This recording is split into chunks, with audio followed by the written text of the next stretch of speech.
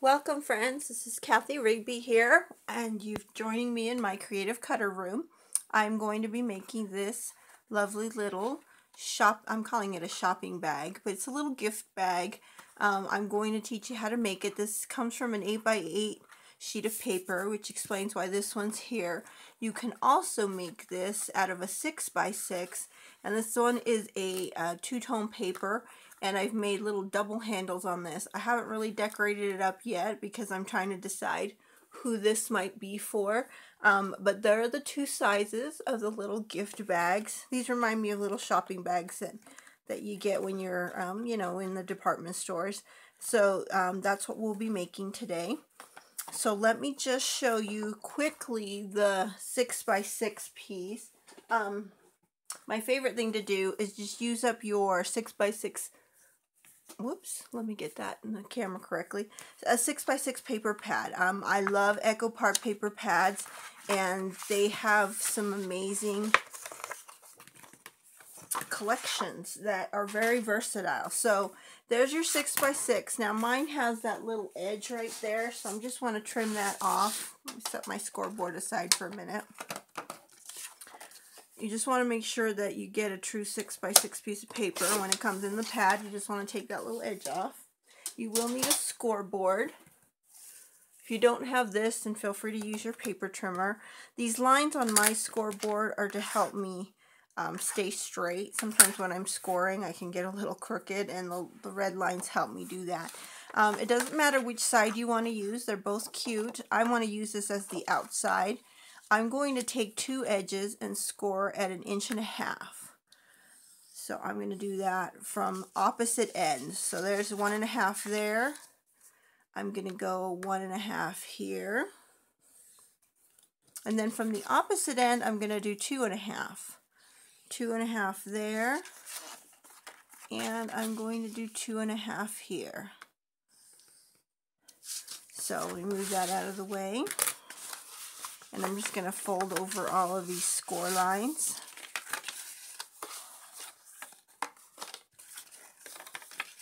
There we go. Okay, so when you close two of the score lines, you'll see that they meet up here in the center. And then if you close the other two, you see that you can't really close it without moving the other one.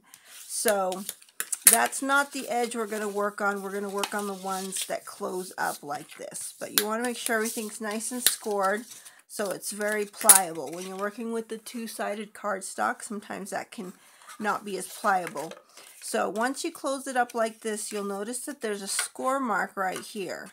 Now I want you to take that score mark, and you're sort of going to do a triangle crease. Now if you've done origami before, this will make a lot of sense. You take that crease and you bring it up so it lines up with that score edge. And what will help is if you take your score tool and kind of just rub it in there to make that angle.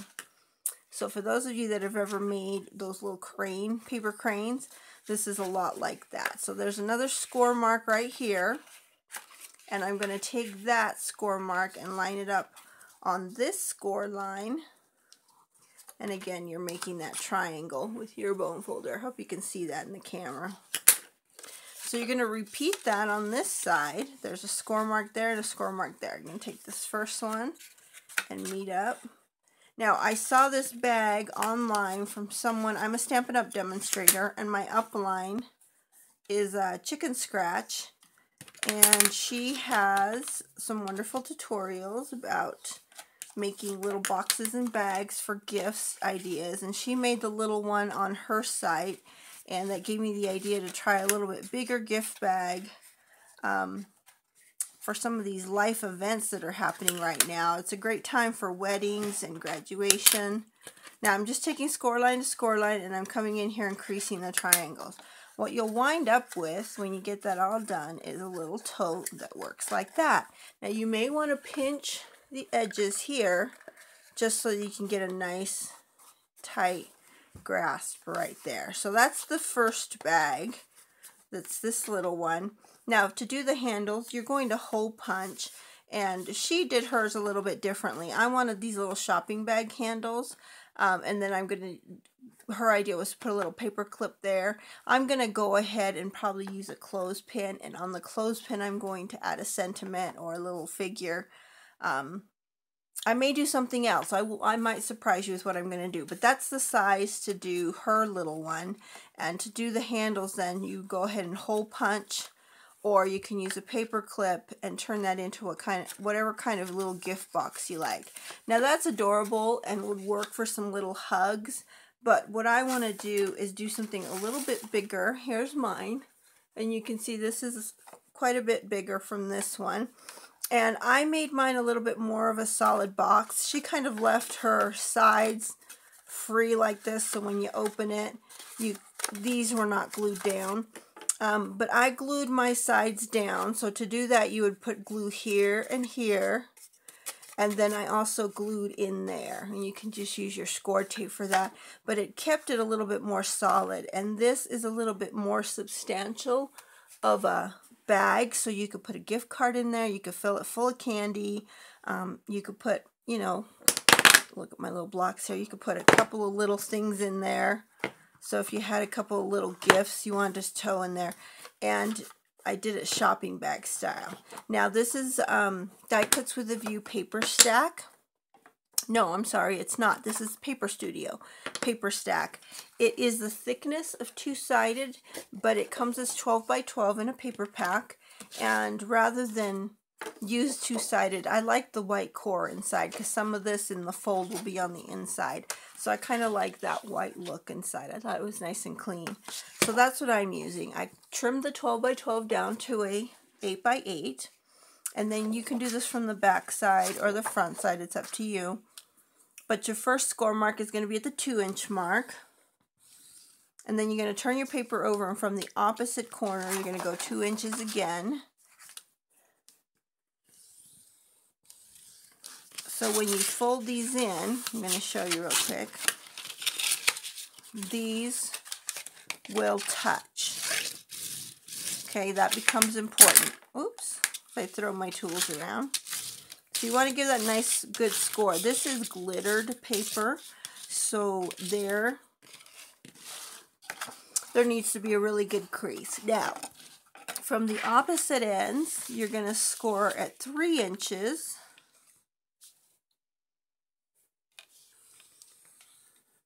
Make sure you, and then turn that around and score at 3 inches again. Now you see why I need that track to follow to stay straight. So you just want to go over those. You have a nice straight line, because again, this is glitter paper that can get a little difficult without the nice score. So this is heavy duty paper, and it's going to be hard to fold, so be sure you get those score marks in. Now you're going to do the same thing. There is the fold is there. Make sure I'm in camera here. The fold is here. You're going to kind of fold it and pull it towards you, and you want to take your bone folder. That helps to kind of make this crease here in the corner, because you're just going to bring that line up to the score mark of the top end. And then I know this part is hard to see because this is white. Let me see if I can put something under there. See how that's a triangle right there? I'm just going to follow along there and make that score mark nice and solid. Okay, you're going to go back in and glue this down, but for now you just need to do that to all 4 edges. So let's do this side. I'm going to take that folded edge. And again, my bone folder is a really good tool for this, because I'm just going to crease in the corner. And as I come to this edge, then I'm going to follow in on the triangle piece left behind here. Okay, so you can kind of see what you're creating there. On this edge, it's weird to do this left-handed, but I'm going to try. I just want to poke my bone folder right at the corner so I can get this started. And then I'm going to make that triangle, good solid crease. And then my last one, move that scoreboard out of the way. Now the nice thing about these is you can decorate them any way you want. You can just do these out of solid cardstock and add in stickers to the side, Cricut cuts to the side. You can do some stamping. So this is what you wind up with. Make sure I'm still in camera. This is the box you wind up with. Do you see how that gets difficult to kind of maneuver if you don't glue things down? Now what you want to do is kind of use your fingers down here and pinch that so you can get a nice little grip like this. And what I like to do is go in here to these corners and make sure they're nice and tight, because that'll make the bag a little sturdier. Okay, now I'm going to go in, and you can probably tell, let me see if I can use, well, I'll use my bone folder. I'm going to go in here and add glue, in here and add glue, and I'm going to add glue in here. Now you're not going to go all the way down. See where this kind of ends? Right there. You want to make sure and not add glue all the way in here. You're just going to add glue along this edge to secure that down, and secure that down, and then you're going to add the edges. So you can fast forward past this part if you don't want to watch me glue. I like to use the multi-adhesive. Those of you that are Stampin' Up! Fans, you call this the green glue. And I'm going to add it here first. I need to get a new bottle. And then I'm going to add in here second. And you don't need a lot. I'm being generous with it because this paper is glittered. And so I just want to be sure there's enough there to really secure that because of the glitter bumps that are all over these jelly beans.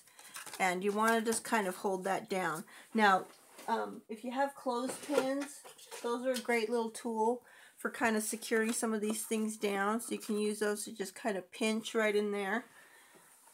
I had some out. Let me just see if I can grab those. Here we go. So nice little crafting tool. Great for decorating, but also that one's a little squampus. So is that. Okay. I bought these at the dollar store, so I guess you get what you pay for sometimes. But that'll help hold that in place till the glue dries a little bit. Okay? Same thing over here. I'm just going to add the glue where I know it's not going to show, and then hold it together. Now, this white glue, for those of you that haven't used this mono adhesive, dries pretty quickly, and it's specifically made for paper, so it generally doesn't warp your paper.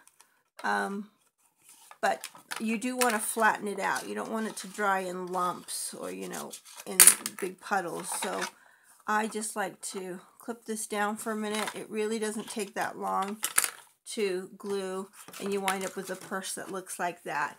Now you can do any kind of a handle you want, or you can even staple it shut, put a paper clip, but I'm just going to use my crocodile here, and I'm just going to make 2 holes at the top. Now I kind of like the handle system that I came up with. Let me show you this, and I'm going to show you how to make this. But this all pulls tight, and then this ends up looking like the tassels on a woman's purse. And I like how that works, because you can open this as wide as you need to and then just kind of cinch it shut.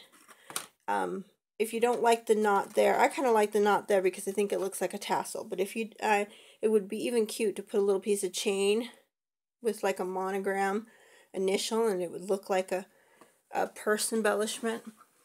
But if you don't want to do that, you can come up with any handle you choose. I'm just going to go ahead and do that again. And you're just going to want to put 2 holes.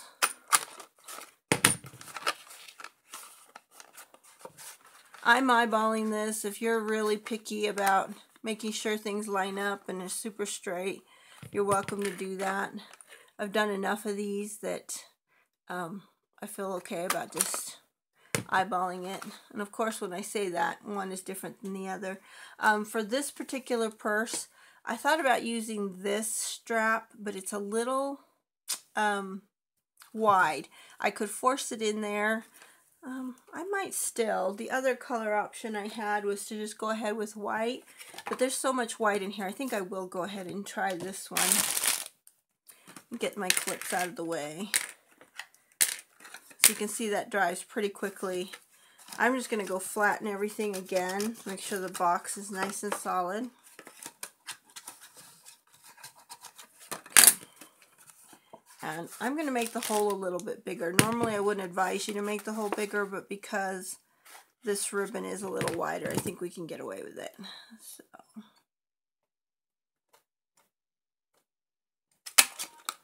All right.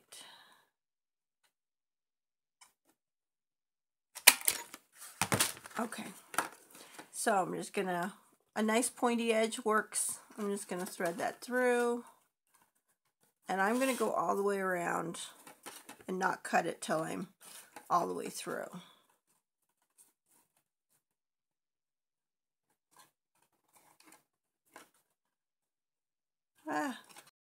Welcome friends, this is Kathy Rigby. This is part 2 to my little shopping bag, treat bag that I'm going to make. I was busy trying to decide what kind of image I would put on this. So as you can see, I pulled out my Pretty Kitty stamp set. I will share the codes for all of these things on the link below. But I also got the Stitch Shapes Framelits dies, say that really fast 3 times, and I'm using the second circle in. So what I did was I couldn't decide which kitty would look the best on the bag, and as you can see, probably either one would be adorable. I went with this little girl, and I'm calling her my Gray Princess. I colored her in with my Copic markers, so just so you have an idea of how many colors it takes with Copic to color in, I wound up using the RV00 and the RV20 for her cute little bow. And you don't have to do that many, just obviously I like to shade a lot. For her cute cheeks, I used the R30, and I also did the R22 as an accent for this deeper color on the bottom of the bow. Now for the kitty itself, I only used C3 and C5. Now it isn't difficult to Copic color. It's super easy. Everyone should run out and get at least the blender pen, which is the 0, and you'll be able, let me make sure those are in camera, and you'll be able to make a lot of blended images even with your Stampin' Up! Markers. For Stampin' Up! Markers, I also did get my Island Indigo marker, and I used this for the stamped image for the sentiment. So let me put these aside real fast. And again, I'll post a link with all of those numbers. I have a scrap piece of paper left over from making some little giraffe baby cards the other day, and I grabbed the sentiment that came with this image, which says, "Just peeking in to say hello." Now the only part of this I want is the hello. And I think you can tell from my little practice here what I'm going to do, but I'm going to turn this over, and this is the fun thing about markers. So when you have markers that match your stamped images, you can kind of coordinate everything. Now this isn't Stampin' Up! Paper, but I am pulling out obviously the turquoise colors in this, and I could have used Tempting Turquoise, but I wanted to go just a little bit darker, and as you can see here, I'm just coloring in the hello. I like to have a little scrap piece like this where I can practice, and that was my practice before I did the actual stamping for this. But I'm going over here now to do a second image, and I'm going to just stamp that hello right there. Now when you're using your marker, you can control how much of the image you pick up. So as you can see there, all I did was the hello, and that allowed me to make this cute little banner. So I just trimmed it, shaped the edges, and now I'm going to go back to my Tempting Turquoise, and I'm going to just add a little bit of distressing on the edge here. And while I have it out, since I didn't distress the bag at all, I think I'm going to go ahead and distress the stamped and colored image. Now I love these Stitch Circle dies. If you haven't had a chance to pick up any of the framelits, this is the one set of framelits I would absolutely say buy and try, because it's so versatile. And if you get the Stitch Framelits set that's out of this new catalog, it's 145372. You get the circle, the oval, and the squares all as one kit. And so it's really great to have that. It's pretty versatile for all of your card use. And as you can see, what I'm going for here is that cute little image in front, and this little tag I would like to put there. Now, to me, that's pretty cute, but it doesn't pop out enough. So also available in the Celebration catalog with some of this glitter paper. Now, I forgot to check to see if it's available in the new catalog. I'll check that for you, and if it is, I'll provide a link below. But I grabbed a second, now where'd it go? Oh, here it is. A second stitched framelit. And I'm just going to use my Cuttlebug and make myself a really fun base to put behind my little kitty here. So I'm using my Cuttlebug, and you may use your Big Shot. I like that this is small and portable for my retreats that I do. So I'm just going to put the glitter paper down. The reason for a lot of people to get the Big Shot instead of the small Cuttlebug is because of the metal plate that holds these dielets down in place. I think that's really handy to have. I just needed to be portable, so I do the Cuttlebug instead, and I'm just really careful to make sure my image doesn't move. So you can see there's a little piece of washi tape here. I keep a little piece of washi tape right on the machine in case I become worried about things moving when I'm doing them. So as you can see, I just made myself a really cute little background there. Now, for those of you that have been Stampin' Up! A long time, you may have this punch, and I used this punch on the other purse. Of course, this would be faster, but these are no longer available. So if you have this punch, feel free to do that. You get the little scallop border. For all of my creative cutter friends, if you have a Cricut Explorer or Silhouette Cameo, of course, do a scallop border. You can size it to fit. Most of you have the Plantin or the Basic Shapes cartridge, and that will provide something like this. And so it's up to you which one you want to use, because I'm sharing a product that's still available. I'm going to use this one, and I'm just going to mount that about where I want my sentiment to be. And then I will use my dimensionals to make the little round part stand out. Okay, so to me that's a little bit better of a bang. So let me just go ahead and put those things on. And again, I know the gluing part's never fun for anyone, so I apologize, but this is just the finishing touches. Now, if you're making a lot of these gift bags, once you have the fold down, it's super, super easy and not a lot of fuss. Of course, I'm making this a little bit more detailed, and so you can choose to do that or not do that. Another super cute option would be if you have some mini doilies to just cut one in half. Obviously, this is not a colored one. You would probably want to use a colored one, not that color, but that's another great option for decorating. I'm going to just use some dimensionals behind my stamped image. Now you're seeing the oops part of my creating here. This was another on Whisper White. This was another image I stamped from Beautiful You, and you can see our cardstock's so thick and nice that it doesn't go through to the other side. So why not use the back side if you don't need the front side? And I'm using like 3 different kinds of glue here today in these projects, which is typically how I create. So there's no surprise there that I will be using multiple glues in any one project. And that's really how I create. So if you are not doing that, that's something you might want to consider, because there's a different glue for every project. Now I'm hesitating just a little bit because I want to add a little bit of an embellishment here. I think black might be a little too abrasive, but I do have some pearls, and this may not be in camera, but that's okay. I want to add just a little baby one right here. What's a purse without some bling, right? Okay, ladies, so that is my little shopping bag, gift bag, suitable for any small little treat. Now, of course, I'm a girl, and I'm going to think jewelry.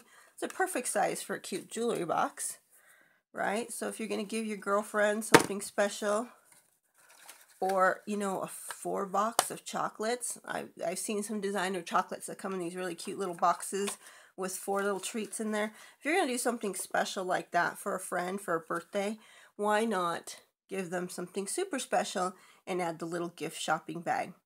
So this is Kathy Rigby. Thank you so much for stopping by my Creative Cutter Room.